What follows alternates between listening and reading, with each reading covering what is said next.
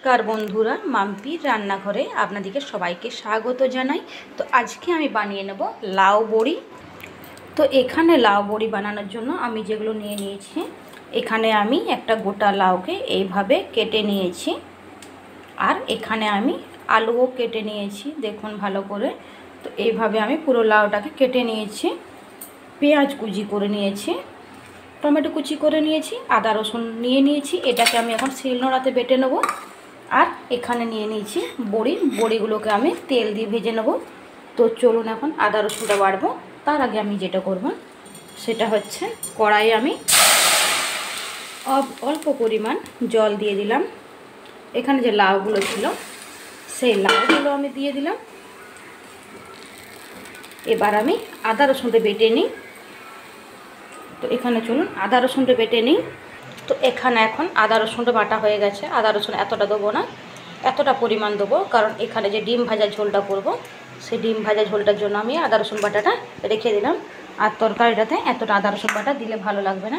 এখানে আমি আদা রসুন বাটাটাতে অল্প পরিমাণ জল দিয়ে দিলাম। তারপর এখানে দিয়ে দিলাম এবার আমি পরিমাণ মতো নুন, হলুদের গুঁড়ো, লঙ্কার গুঁড়ো, জিরে গুঁড়ো দিতে থাকবো। তো চলো আস্তে আস্তে আমি এগুলো দিতে থাকি। তো এখানে দিয়ে দিচ্ছি পরিমাণ মতো হলুদের গুঁড়ো, পরিমাণ মতো জিরের গুঁড়ো, পরিমাণ মতো লঙ্কার গুঁড়ো,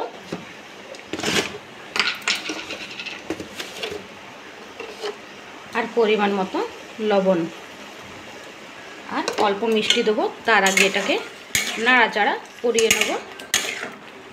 তো মিষ্টিটা আমি এখন দেবো না, মিষ্টিটা আমি দেবো রান্না শেষে। তো চলুন এখন এটাকে আমি এইভাবে ঢেকে দেবো। তার সঙ্গে আমি টমেটো কুচিগুলো দিয়ে দেবো। এই যে লাউটা থেকে আরও জল বেরোবে। তো আমি টমেটো কুচিগুলো দিয়ে দেবো। টমেটো কুচিগুলো দিয়ে পরে আমি এটাকে এখন ঢেকে দেবো। পরে আমি দেখুন কি করছি, কেমনভাবে লাউ বড়ি রান্না করছি।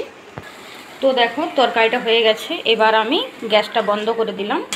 এবার আমি যেটা করব, যে পাত্রটাতে আমি লাউটা রেখেছিলাম সেই পাত্রটাতে আমি ওই লাউটা আবার আমি রেখে দিলাম। এটা সেদ্ধ হয়ে গেছে, এটাকে ভালো করে আমি নিয়ে নেব।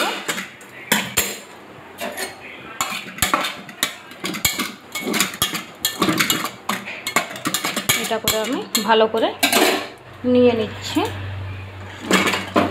ভালো করে আমি আজাড়ে নিলাম।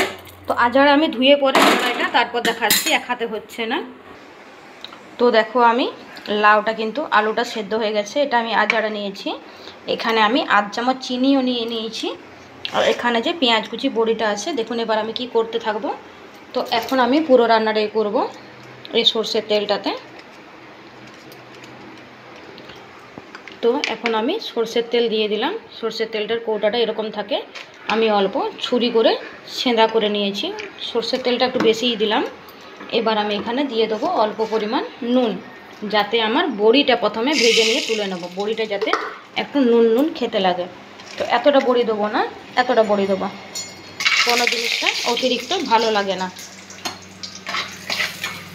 তো এখন ভালো করে আমি বড়িটা পুরো লাল লাল করে ভেজে নেবো। লাল লাল করে বড়িটা ভেজে একটা আলাদা বাটিতে তুলে দেবো। তো দেখুন কতদিন বাদে আজকে রোদ দিয়েছে। তো চলুন, এই যে পাশে বাটিটা নামানো আছে, বড়িটা আমার ভালো করে ভাজা হয়ে গেছে। এইবার আমি তুলে নেবো বড়িটা। এই যে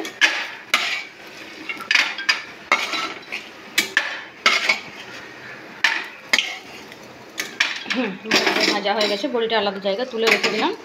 এইবার আমি কড়াইয়ের তেলটাতে দিয়ে দেবো পেঁয়াজ। কড়াইয়ের তেলটাই আমি দিয়ে দিলাম পেঁয়াজ। পেঁয়াজটা ভালো করে আমি ভেজে নেব।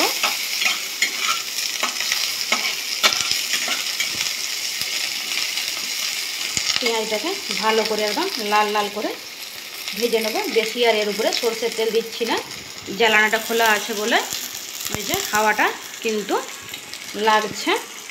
তো পেঁয়াজটাও দেখুন ভালো করে কিন্তু বেশ ভালো করে ভাজা ভাজা হয়ে গেছে। বেশি ভাজা করে দিলে কিন্তু পেঁয়াজটা পুড়ে যাবে।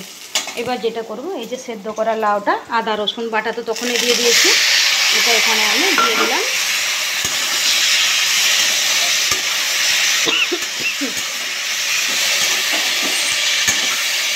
দিয়ে নাড়িয়ে পরে চিনিটা অল্প পরিমাণ আমি দিয়ে দিলাম।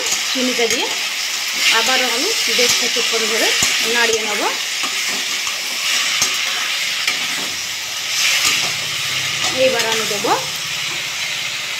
এবার আমি কিছুটা পরিমাণ আলুর দম মশলা দেবো, কিছুটা পরিমাণ। এই দেখুন অল্প গুঁড়ো, মানে না দেবার মতো। এখানে আমার সব মশলা রাখা থাকে, রান্নার যাবতীয় যা যা মশলা লাগে। তো চলুন এখন রান্নাটা দেখাই। এটাকে আরও ভালো করে আমি নাড়িয়ে নেব।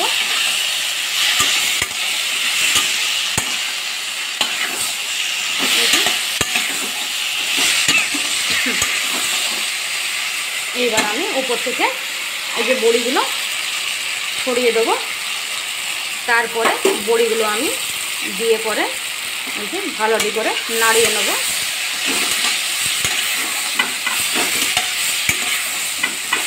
তো হয়ে গেছে আমার লাউ বড়ি রেসিপি। কেমন লাগলো অবশ্যই কমেন্ট করে জানাবেন। দেখুন এক ফোঁটা জল নেই, পুরো শুকিয়ে গেছে। এবার আমি গ্যাসটা বন্ধ করে দিলাম। তো হয়ে গেছে আমার রান্নাটা। এবার আলাদা পাত্রে একটা আমি ভালো করে গুছিয়ে নেব। ভালো লাগলে একটি লাইক করবেন, কমেন্ট করে জানাবেন কেমন হয়েছে। চ্যানেলে নতুন হয়ে থাকলে প্লিজ সাবস্ক্রাইব করবেন।